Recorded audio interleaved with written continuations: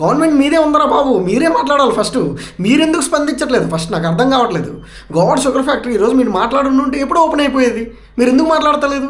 అంటే మీరు అధికారంలో లేకపోతేనే ప్రశ్నిస్తారా? అధికారంలో ఉంటే మాట్లాడరా? మీ అందరూ నోర్లు మూసుకొని ఉంటారా? మీరు మాట్లాడండి కదా ఫస్ట్. మరి ఎందుకు ఓపెన్ అవ్వట్లేదు? ఇప్పటిదాకా రైతులకి ఎందుకు డబ్బులు పడట్లేదు? నా ప్రోటోకాల్ గురించి చెప్తున్నారు కదా, వీళ్ళని కలవాలి, అంత ప్రేమ ఉంటే మీరు మాట్లాడండి. ఒక్కొక్కరు కామెంట్లు పెడుతున్నావు, నువ్వేమైనా రోడ్డు మీదకి వచ్చి ధర్నాలు చేసినావా? రైతులు ఏమైనా రోడ్డు మీదకి వచ్చి ధర్నాలు చేసినారా? నువ్వేమైనా నిరాహార దీక్ష చేసావా? అంటే ఇవన్నీ చేస్తేనే కానీ మీ ప్రభుత్వాలు స్పందించవా? మాట్లాడండి బ్రో, కామెంట్లో పెట్టండి. ఇప్పుడు రైతులకు నోరు లేదు కాబట్టి మీ ఆటలన్నీ సాగుతున్నాయి, లేదంటే మీ ఆటలు ఏం సాగవు. నేను నిజం చెప్తున్నా, వాళ్ళు ఎంత సైలెంట్గా ఉంటే అంత ఓట్ చేంజ్ అవుతూ ఉంటుంది. మీకు తెలీదు.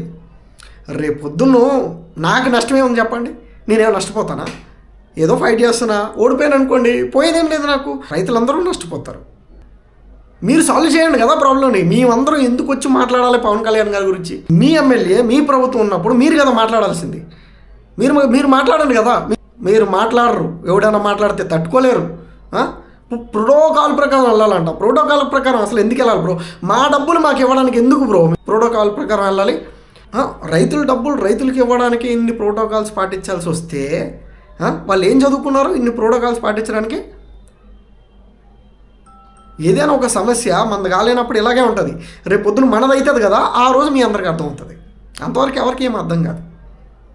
Enjoy your bad comments bro, enjoy పెట్టుకోండి, ఏం పర్లేదు, నాకేం ఫరక పడదు. ఒక రోజు వస్తుంది కదా, ఆ రోజు మీ అందరికీ రియాలిటీ అవుతుంది. చలో, నమస్తే.